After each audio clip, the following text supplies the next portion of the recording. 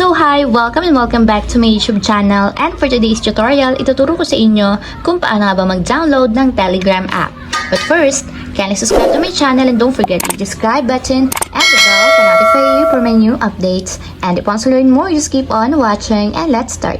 So ayan guys, for today's video, may two ways tayo kung paano nga ba mag-download ng Telegram. So para sa mga iOS users, pwede tayong mag-download sa App Store, and para sa mga Android users naman is pwede din sa Google Play Store. So open lang natin ang ating Google Play Store. Then pagka-open guys, mula dito sa pinakang homepage ng ating Google Play Store, pumunta lang tayo or itap lang natin yung search bar or search. And then dito sa search bar is itatype lang natin ay yung Telegram. And then search. So ganito yung itsura guys ng application ng Telegram. So medyo sky blue yung kulay ng logo niya.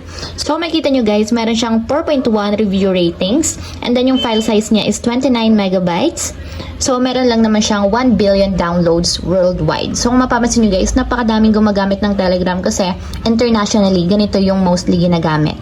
So para ma-install sa ating mobile device guys, tap lang natin yung install and wait natin hanggang sa matapos ma-download.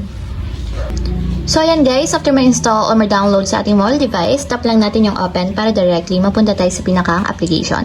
And nga pala guys, kung wala pa kayong account sa Telegram, meron na akong ilalagay na link sa description box and nakalagay doon kung paano nga ba gumawa, mag-sign up or mag-register ng account dito sa Telegram. So ayan lang guys, ganun lang kasimple kung paano nga ba mag-download ng Telegram app.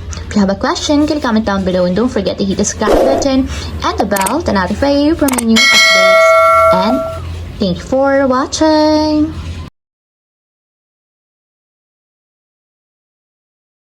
Living life, every day, late at night, not okay.